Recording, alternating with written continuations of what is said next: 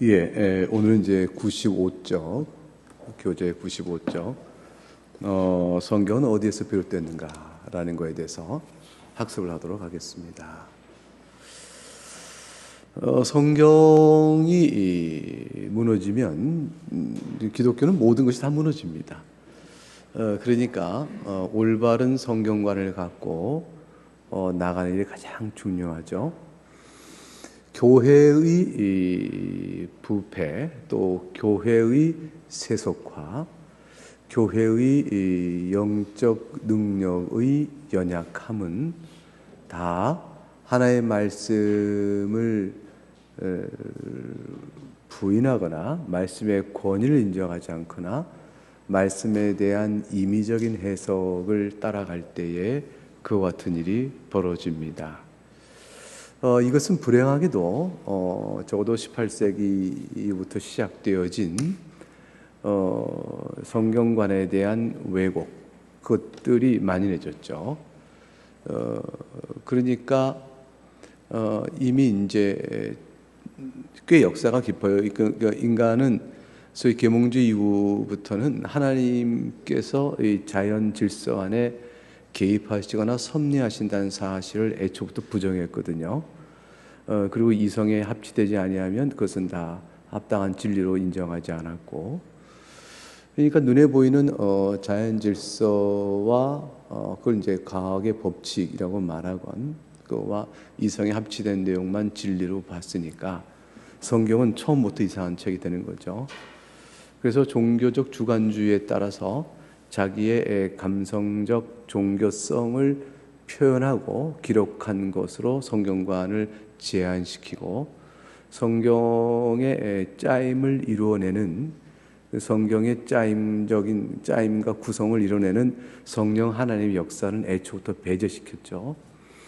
그러니까 신약에서만 해도 마태복음과 요한복음은 서로 관계없는 사람들인 거예요. 더군다나 구약으로 넘어가면 각권의 책들이 다 별도로 있는 신앙 공동체요, 개인의 신앙 고백의 내용들을 주관화시킨 것들을 후대 사람이 편집만 같이 했을 뿐이지 책과 책 사이에 상관성은 없게 되어지죠. 근데 근본적 성경 해석이 무너져가고 그 성경을 통해 주신 계시의 구조적 짜임이 다 무너져 버리게 됩니다.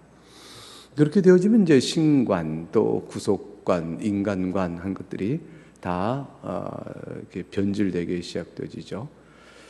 적어도 16, 17세기까지 완성되었던 성경을 바탕으로 일궈낸 참된 신학적 또는 교리적 믿음의 총체성, 또 그 안에 담겨 있는 주옥 같은 영적 진리와 교훈들이 이제 반론을 받거나 무시되거나 외면당하게 되어지는 것이죠. 그런 일들을 다 누가 했을까요?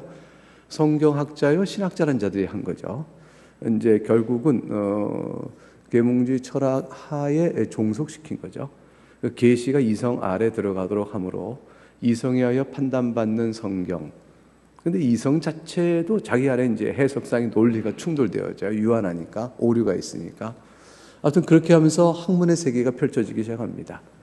이 성경은 어디서 왔는가에 대한 임의적인 해석과 또 추론들, 그런 것들이 이제 학문 세계에 통용되면서 그 공부를 하여 이제 학위를 받고 구약학자다, 신약학자다 이렇게 되어 이제 신학교로 오게 되어지고 목사 양성의 자리에 서서 교사의 역할을 하게 되니, 목사님들로 자란 사람들 다 그렇게 배우느니 강단서 설교할 때 굉장히 어려워지게 되죠.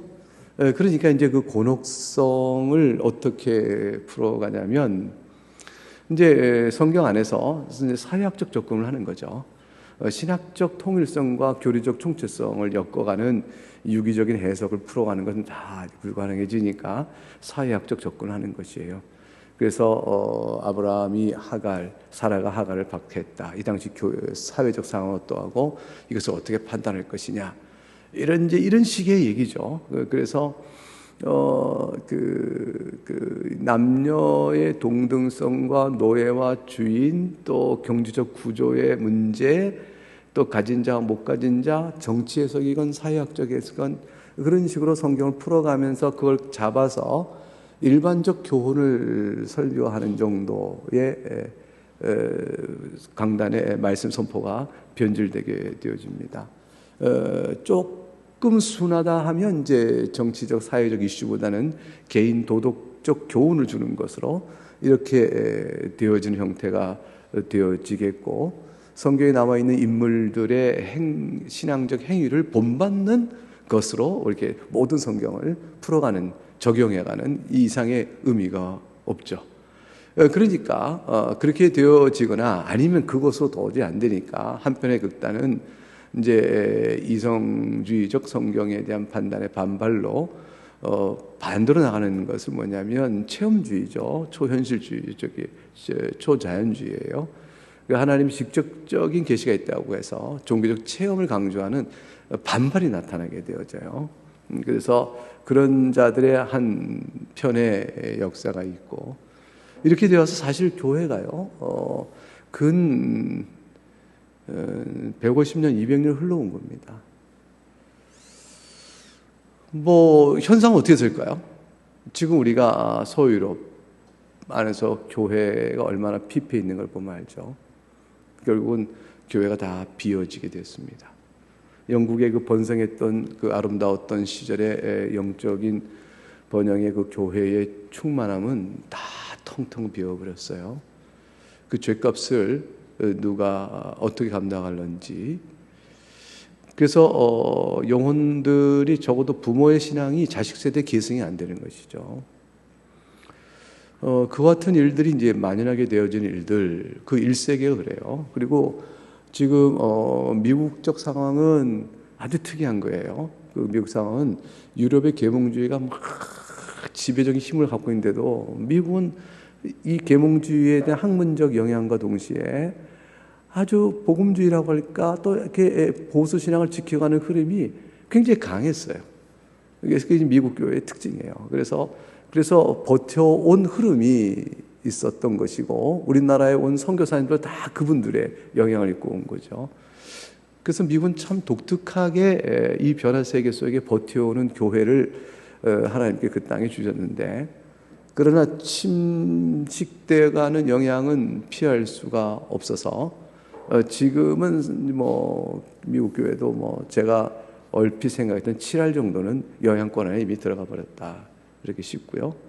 3할 정도는 버티고 있는 거 아닌가라고 생각합니다.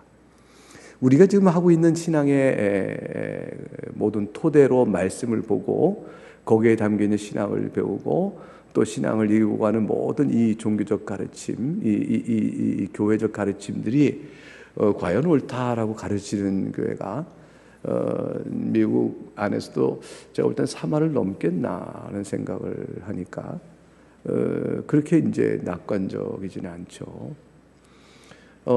그럼에도 불구하고 그래요. 절반까지 볼 수도 있을지 모르겠어요. 미국은 그래도 왕성해요. 근데 이제 각국에 보게 되면 남아있는 작지만 이 말씀을 지켜가는 수의 무리는 여전히 있어요. 그래서 사실 이렇게 이어져 오게 되는 것이고, 우리나라에 이제 선교사님들이 와서 가르치고 난 뒤에 소위 자유주의다라고 말하는 성경관에 대한 왜곡, 하나의 말씀으로 온전하게 받지 않는 이제 그런 사람들도 선교사로 본 사람들이 있죠. 또 우리나라의 그 일제강점기 오래된 시기인데 그때도 이미 가서 그걸 배워갖고 온 우리나라 학자들도 있어요. 그래서 교단이 나중에 갈려지게 되어져요. 소위 주석을 쓰는데 자유주의 해석이 다 반영된 주석을 쓴 책과 이걸 받을 수 없다는 쪽으로 갈려지게 되어지는 현상이 있어서, 그때 태동된 교회의 장로, 한국 장로교의 분열에서 자유주의 신학을 따라간 계열이 이제 기장 측이에요. 한신대학교를 중심으로 한 기독 장로의 기장 측은 이제 그때 한국 예수교 장로교에서 분열돼서 기독교 장로회로 나갔죠. 자유주의 신학의 기치를 든 것이고, 예수교 장로회는 그냥 다 보수적으로 잘 지켜왔는데 WCC의 종교 혼합성이 있다는 사실과 관련하여 WCC와 교제를 해야 되냐 말아야 되냐에 대한 다툼 때문에 그만 갈라서요. 그게 이제 통합과 합동 측으로 대표되어지는 교단의 분열이죠. 이게 통합은 WCC가 문제 없다, 기독교 복음적 입장을 고수하고 있다고 합동 측에 속한 사람들은 의심했던 겁니다. 이 둘이 나눠져요. 나눠진 이후에 통합 측은 소위 성경 비평학적 일수용을 학문의 이름으로 정당한 것들은 받아들인다라가 되어지고 17세기 완성된 기독교 개혁교리를 그대로 받지 아니하고 현대적 관점에서 재해석해 받는다라는 입장을 기본적으로 갖게 되어졌어요. 그러므로 이제 통합 측에서는 실제적인 양상으로 성경의 통일된 신구약적 성경 해석의 관점을 배우지 못하게 되고 또 굉장히 약화된 형태가 되어지고 개인의 학습으로 그걸 배워야 되는 아주 어려운 상황에 현재까지 치달았죠. 그게 이제 근 60년 동안의 신학 교육의 결과예요. 저희 학교에 이제 그 THM으로 와 있는 통합 쪽에서 공부하고 한 그 목사님도 좀 있어요. 근데 일부러 이제 합신을 찾아온 것이죠. 개인적으로 개혁 신학을 추구해 오면서 온 거예요. 그분들은 와서 한숨과 탄식을 해요. MDB 교육이 그냥 그대로 보기 어렵다. 이거 다 방송 녹음돼서 나가니까 이게 누구라도 들으면 이거 김병훈 목사 이거 왠지 남의 교담에 들먹거리냐 할지 모르는데 그거 아니면 할 수 없어요. 야단 맞겠는데 아무튼 다 그런 것은 아니고 신학의 기조가 그렇다라는 것이죠.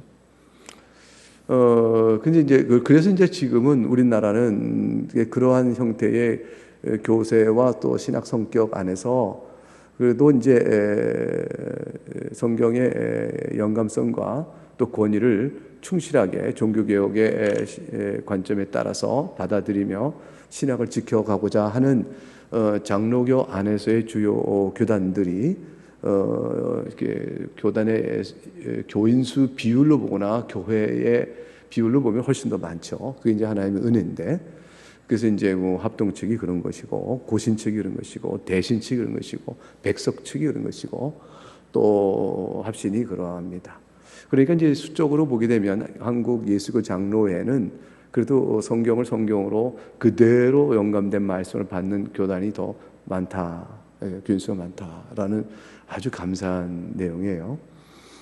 감리교는 좀 사정이 달라요. 감리교는 매우 신학교에서 훨씬 더 급진적입니다.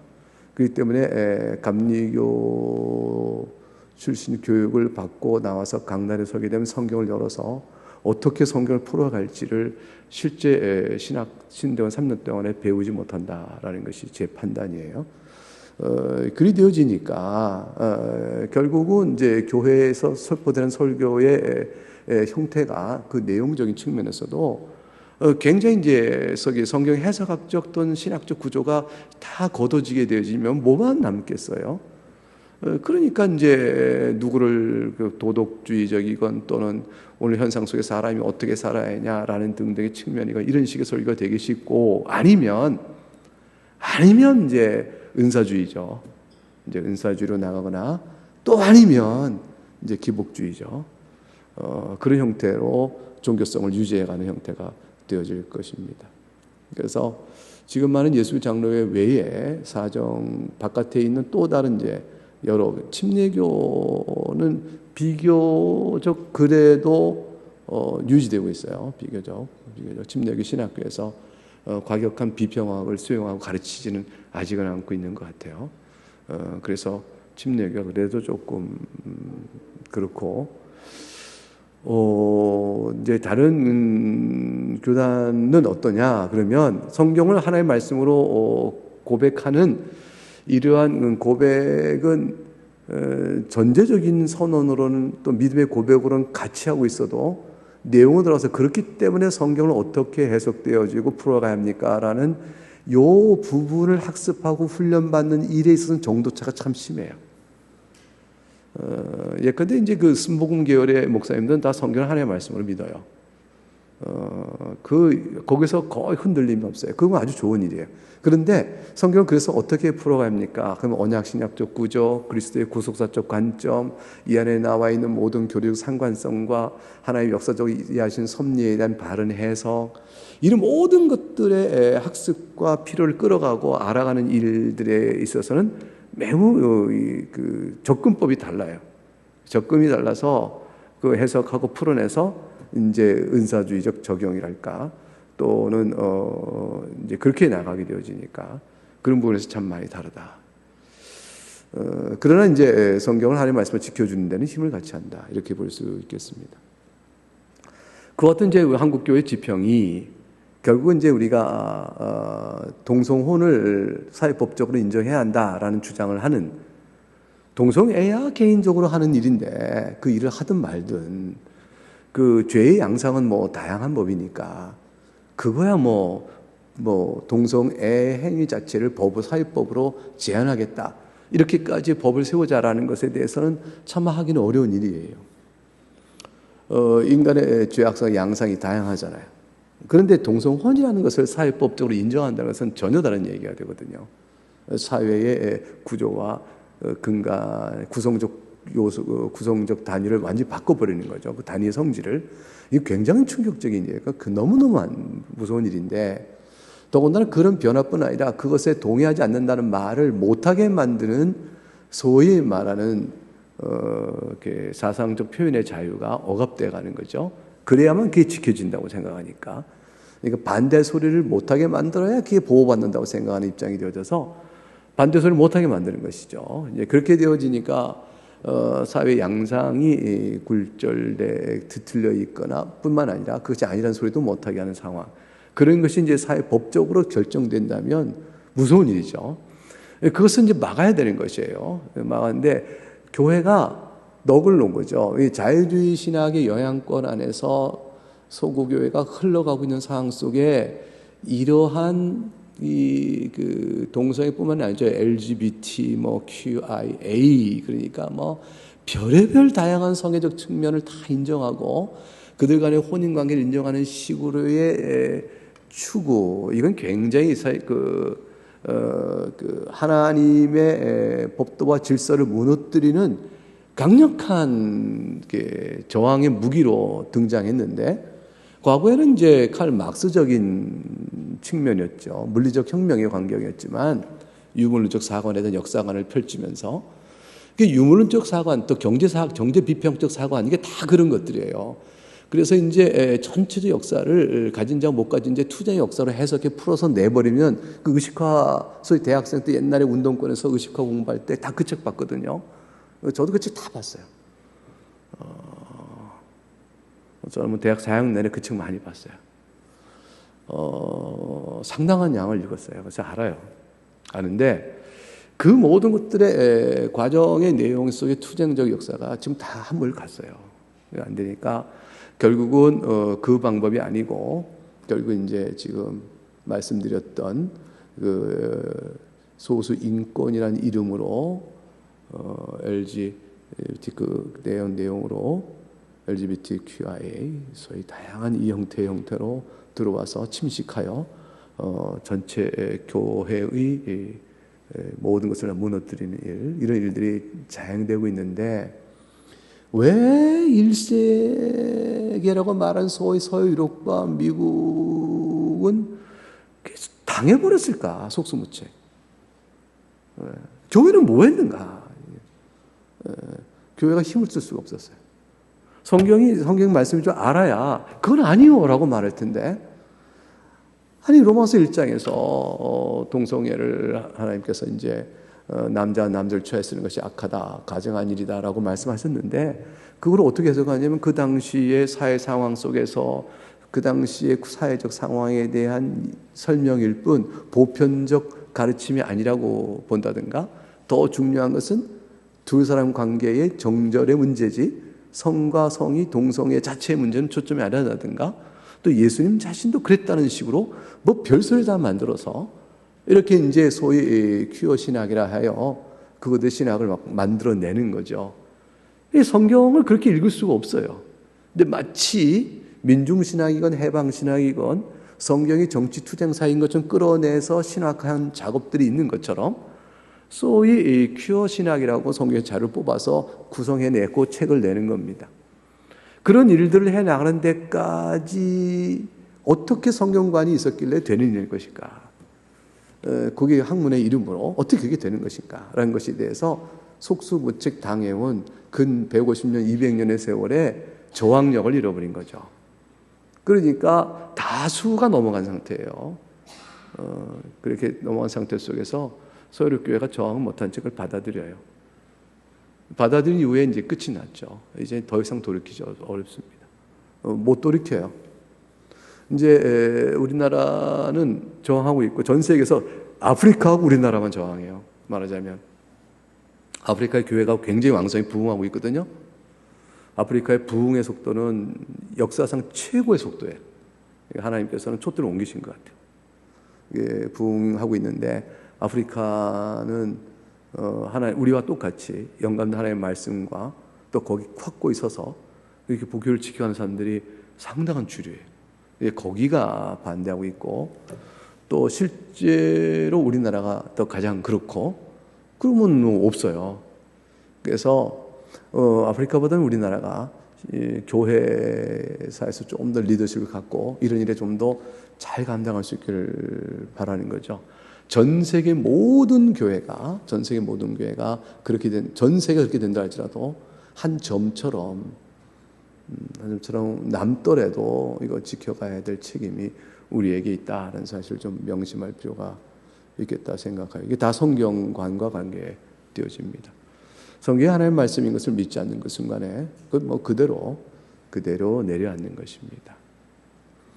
그러니 우리나라는 그래도 예수 장로계 안에서 그 많은 분들이 그리고 통합이라고 아까 말했지만 교단 자체하고 또 그걸 가르치는 신학교하고 좀 차이가 있어요. 통합 측에 복음적 그 믿음으로 단단히 서 있는 목사님들이 거의 다수예요. 그래서 통합이 우리나라는 대한예수장로회 통합이건 또는 이 합동이건 또 이 보수 약간의 진보적 경향, 약간 보수적 경향 이런 경향이 어떠하도 교회 자체로 보게 되면 거의 많은 교회들이 이를 거의 모든 교회라 이렇게 말해도 돼요. 이걸 반대 의사를 분명히 하고 있죠. 그래서 이건 어느 하나님이 우리에게 나에게 준 말할 수 없는 큰 복이라 할 것이고 우리의 믿음의 앞선 세대, 그 전 세대부터 기도와 눈물로 지켜온 은혜의 역사다 볼 것입니다. 그래서 너무나도 감사해요. 그래서 이거를 잘 지켜나가야 되고 그 이유를 또 아이들에게 가르치고 세워져 나가야 합니다. 교사 수련회가 어제 있었는데 어제 수련회에서 우리가 논의된 게 다 이런 문제들이었어요. 아이들을 어떻게 가르칠 것이냐, 아이들이 학교에서 도대체 뭘 배우느냐, 아이들이 배우는 내용이 바로 지금과 같은 내용들일진데 어떻게 이 아이들을 교회에서 1시간 가르치는 이 교육으로 그거를 저항하고 막을 수 있겠는가. 그래서 교회에서 가르치는 1시간의 교육에도 어떻게 충실해야 되는가, 교사는 어떤 자세로 해야 되는가, 그리고 주중에 아이들과의 관계는 어떻게 되며 부모와의 관계는 어떻게 해야 이 교육을 우리가 이룰 수 있겠는가, 도대체 교회에서 배우는 것은 무엇이 해야 되겠나, 이런 것들을 다 좀 얘기하는 시간들이 되어졌어요. 도전은 크고 헌신은 작고 이제 그것이 결론이죠. 그리고 기회적으로 작다. 어떻게 하면 좋으냐, 이런 식의 얘기가 우리의 과제였고 과제를 확인한 시간이었다라고 볼 수가 있습니다. 그래서 이제 사실은 교인들이 시간적 헌신만 하면 우리도 좀 더 어떻게 뭐 좀 해볼 수 있을까 이렇게 생각을 해보는데 아무튼 오늘 이제 성경관 진도 나가야 되는데 성경관 이렇게 중요하다라는 얘기를 하면서 의도치 않았던 이야기가 나오게 되어졌습니다. 저희 강의 문제는 말이 나오면서 그 다음에 이제 계속 얘기가 딴 얘기가 나온다는 거죠. 이게 근데 도움이 된다고 생각해 저는 하는데 모르겠어요. 성경은 어디서 비롯되었는가? 오늘 내용은 하나님께서 주신 것이다라는 것이 되어져요. 그런데 보세요. 성경에 여러분 이 단어 기억해 보세요. 성경의 자증성, 스스로 영감된 하나님의 말씀을 스스로 증거한다. 그러니까 성경은 외적인 어떤 권위에 의해서 성경이 하나님의 말씀입니다를 인정받는 책이 아니고 성경은 성경 스스로 성경이 하나님의 말씀임을 말해요. 이게 이제 굉장한 거죠. 우리는 보통 어때요? 자기가 스스로 말하면 그 인정하지 않죠. 인정하지 않습니다. 근데 성경만큼은 그렇게 되어져요. 보세요. 예수님이 하나님의 아들이시잖아요. 그거 어떻게 믿어요? 성경에 그렇게 말씀하셨으니까. 근데 그 성경에 그렇게 말씀하신 예수님이 하나님의 아들이라고 증언하는 성경이 옳다고 진리라는 걸 어떻게 알아요? 예수님께서 성경을 또 하나님의 말씀이라고 말했기 때문에 이게 순환 논리가 들어가요. 순환 논리가. 그러니까 성경은 자증성은 스스로 하나님의 말씀을 말하며 스스로 그걸 말하는 성경이 과연 하나님께서 주신 것이라고 말함으로 인해서 순환적 관계 안에서 성경이 하나님의 말씀임을 들어갑니다. 왜 그럴까요? 안 그럴 수 없어서 그래요. 안 그럴 수 없어서. 만약 성경이 하나님의 말씀인 것을 누군가가 하나님의 말씀이라고 그 권위를 인정한다면 그 사람의 권위는 어디서 오는 것일까요? 그 사람의 권위는 어디서 와요? 이거 방법은 딱 하나죠. 모든 사람들 앞에 하나님께서 눈에 보이게 나타나셔서 이건 내가 주는 책이니까 받아라 이렇게 해줘야만 믿을까요? 하나님께서는 그렇게 얘기하시는 것이 아니에요. 역사 속에서 오늘 본문의 내용처럼 하나님은 역사 속에 주어진 모든 자료들을 수단으로 쓰셔서 자신의 뜻을 밝히셔요. 그 결과물이 성경에 40여 명의 저자가 있잖아요. 하나님께 그들 한 사람 한 사람 개인의 성격과 형편과 교육 수준과 또 모든 것을 다 알면서 사용하여 성경을 우리에게 계시된 말씀을 전해주셔요. 이건 하나님의 방식이에요. 하나님께서 인간을 만드실 때 그냥 아담아 있거라 이렇게 말씀으로 만드실 수 있어요. 땅아 동물들을 내라 하는 것처럼 아담은 있을지어다. 그럼 될 텐데 흙을 취하여 만드셨다. 하나님께서 흙을 취하시는 방식은 하나님이 수단을 쓰시는 거죠. 하나님께서 왜 그렇게 하셨는가? 하나님께서 어떤 방식으로 창조하신 하나님이 창조하신 게 맞잖아요. 근데 하나님께서 우리가 또 우리 뭡니까? 매일 성경에 보는 것처럼 어제 본 내용인가요? 주님께서 침을 발라 앞본본사의 눈을 바르고 또 기도하여 보이느냐 나무 토막 나무들이 서서히 걸어갑니다. 다시 또 안수하여 낫게 하셨어요. 몇 번의 절차를 거치셨어요. 침도 바르시고 또 흙을 바르기도 하시는 내용도 나오고 어떤 경우는 그냥 낫기도 하시고 이런 것처럼 하나님께서는 다양한 방법으로 그의 역사를 하실 수 있는데 성경은 하나님께서 영감이라는 특별한 역사를 하시면서 사람을 사용하여 쓰시도록 하셨어요. 그러니까 사람이 각각의 썼음으로 성경에는 오류가 있다고 믿는 사람들이 있어요. 그런데 그것은 잘못이에요. 왜 그러냐면 아담이 처음에 창조됐을 때의 상태를 우리가 무흠하다라고 그래요. 죄에 대한 어떤 책임이 없고 죄의 소망도 없는 상태로 죄의 욕정이 없는 상태로 순전한 상태로 이렇게 아담을 만드셨어요.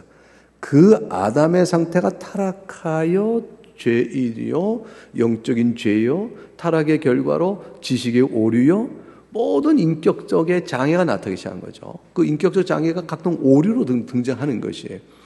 이게 타락 이후에 나타나는 양상이 인성 자체가 아니고 그 타락은 다 어떤 계기로 인해서 우리에게 주어진 바 된 우연적인 요소예요. 이게 사람이기 위한 필연적 요소는 몸과 영혼을 가지고 있는 인격체면 되는 것이에요. 몸과 영혼을 가진 인격체가 반드시 부패해야 된다는 것은 인간의 조건이 아니에요. 아담의 타락 이후 인간이 그리 됐다라는 것이지 타락 전에 아담도 인간이었던 거죠. 예수님께서 이 땅에 오실 때의 인성을 갖고 오신 주님께서 부패한 성품을 우리가 똑같이 가지셔야만 참 사람이다 그렇게 말하면 안 되는 거죠. 그건 엉뚱한 얘기죠. 왜 그렇게 돼야 돼요? 그럼 우리가 만일 완전 성화를 이루면 우리가 주의 은혜를 입고 주께서 다시 오셔 우리를 부활의 몸을 입히시면서 하나님과 사귀어가는 복된 영화의 상태에 이르게 될 때 우리는 다 거룩이 완전해지거든요. 죄의 욕정이 없어요. 하나님을 사랑하는 마음으로 가장 충만해 있어요. 이런 상태에서 우리가 더 이상 인간이 아니다 이렇게 말하지 않잖아요. 여전히 사람인 것이죠. 사람은 몸과 영혼을 가지고 있는 인격체를 사람이라고 그래요. 그렇게 되어지면 사람은 반드시 죄가 있어야 되는 게 아니고 사람은 반드시 오류를 범해야 되는 것은 아니에요. 그러니까 그 사람이 성경을 썼다 할지라도 사람이 썼으니 오류가 있다라는 필연적 귀결이 나올 수가 없는 거죠. 그것은 어떤 전제하에서 하나님의 특별하신 영감이란 존재예요.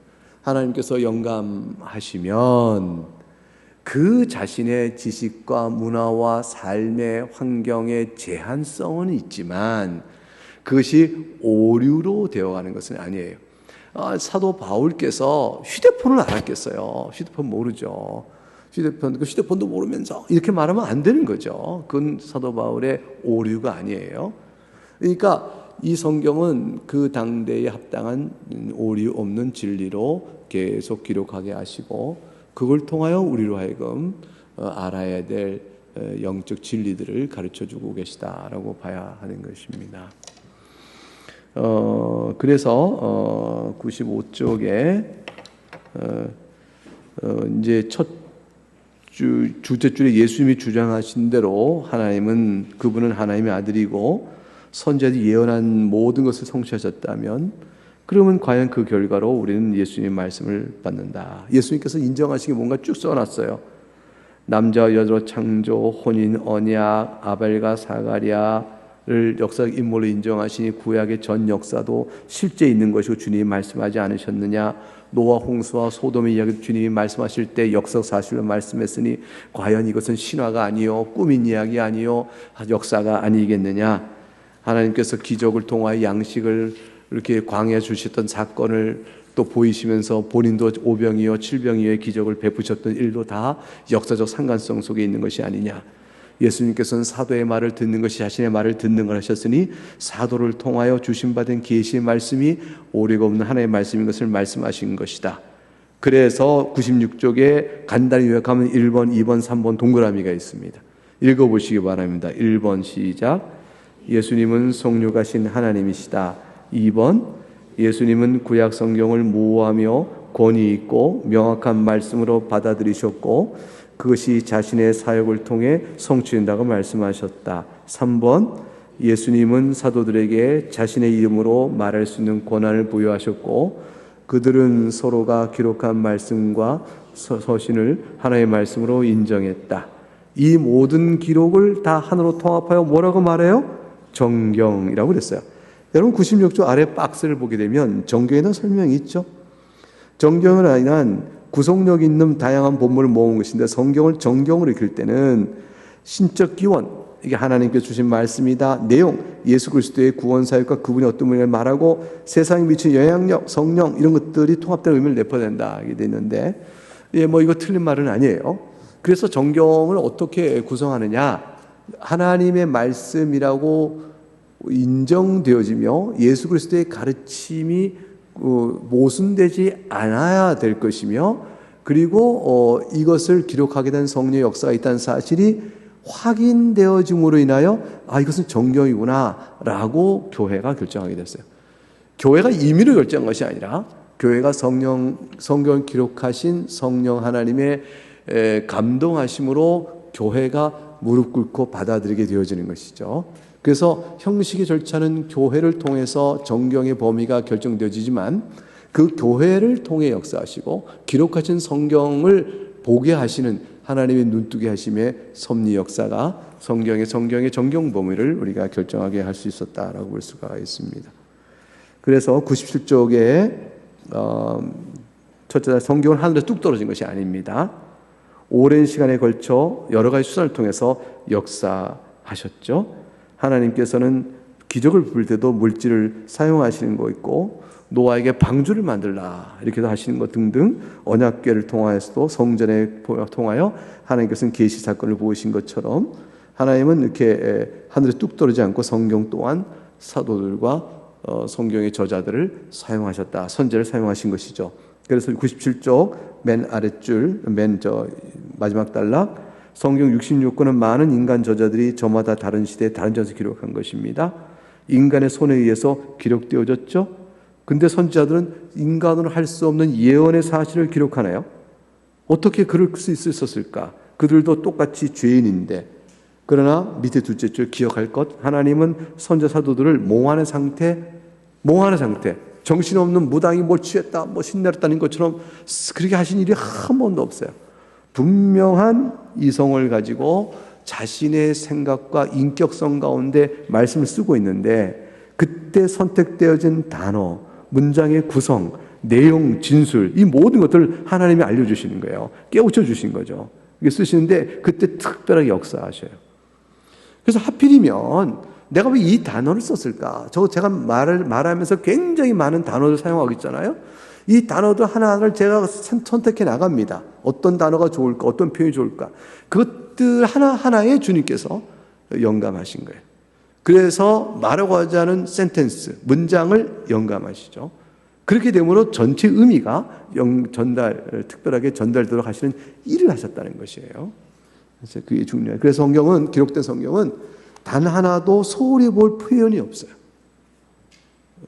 이 표현은 지우고 요거는 말을 바꾸고 또 이렇게 안 되고, 단어 하나하나를 하나님께서 이 단어를 이 문장 안에서 주셔서 그거로 조합을 통해서 어떤 의미를 전하시는가 알기 위하여 하나도 소홀히 할 것이 없습니다. 소홀할 거 없습니다. 그래서 이것은 개인적 독성을 위한 것이 아니라 교회가 알아야 될 공적 선포되는 것이요, 하나님께 보내신 사자가 되는 것이다. 이런 내용을 가르쳐서 여러분 그 밑에서 넷째 줄을 가면 완전 축자 영감, 기억하세요. 완전 영감은 plenary, 영어 나와 있죠. verbal plenary inspiration 돼 있는데, verbal inspiration은 축자 영감이에요. plenary inspiration 전체 영감, 완전 영감입니다. 그러니까 성경 전체가 영감되어져 있으며 그 단어 하나하나도 축자, 글자 하나하나를 따라서 영감되었습니다. verbal inspiration. 비평학이 돌아오고 난 뒤에 축자 영감을 아주 싫어하죠. 통합체육회 신학교는 축자 영감 인정 안 합니다. 이거 완전 영감, 축자 영감 그들이 인정하지 않아요. 우리는 인정합니다. 그 점이 뚜렷한 차이인데, 축자 영감은 기계 영감이 아니에요. 기계 영감 내가 타이프라이터가 돼서 이렇게 쓰는 거, 또 이렇게 이런 거 아니고요. 하나님께서 베드로는 베드로대로, 바울은 바울대로 쓰게 하셨는데 그들이 선택한 글자 하나하나도 하나님이 선택하신 것 같다, 이거예요. 이렇게 돼서 이게 축자 영감이에요. 그래서 또 더 알아보기 밑에 보게 되면 하나님의 박스 안에 보셔요. 하나님의 감동으로 기록됐는데 그 다음 셋째 줄, 영감이 유기적으로 이루어졌다. 유기 영감에서 완전 축자 영감이 나오는데 연결되어 있어요. 성경 저자들의 개별적인 문체와 관심사와 문화, 언어 상황 가운데서 분명히 드러난 인간의 특징을 인정합니다. 유기적이에요. 그러면서도 하나님께서 완전하게 글자 하나를 영감하셨다, 인도하셨다, 이끌어 가신 거죠. 그래서 99쪽 위에 베드로후서 1장 21절의 말씀을 봅니다. 같이 읽어봅니다. 시작. 예언은 사람이 뜻으로 낸 것이 아니요 오직 성령의 감동하심을 받은 사람들이 하나님께 받아 많은 것이다. 여기 성경에 기록된 모든 글들은 자신의 사사로운 생각이나 내 생각에는 이렇게 또 쓴 것들이 아니에요. 예언의 아닌 말씀이 훨씬 더 많죠. 하나님께 직접 지시한 말씀도 그렇게 많지는 않을 수 있어요. 또 성경의 역사적 기록과 노래, 대화, 비유 등 다양한 문학 형식이 나옵니다. 또 목격하여 진술한 것도 있습니다. 이 모든 것들은 다 통합되어져서 우리에게 이 모든 걸 진술해서 성령의 인도함 따라 영적 진리를 해석해내도록 합니다. 그러니까 성경 전체에 대서사시가 있는 것이죠. 보이는 서사시의 구조와 그것에 담겨있는 의미, 그 의미를 풀어내는 예수 그리스도 중심적인 신구약적 이렇게 유기적인 해석, 그걸 통하여 하나님을 알아가는 교리, 그 모든 것들을 우리가 얻게 되어집니다. 이것을 성경이 그렇다고 믿지 아니하면 불가능한 일이 되겠죠. 여기까지 오늘 공부하겠습니다. 다음 시간에 성경의 역할에서 이어 공부하겠습니다. 기도하겠습니다.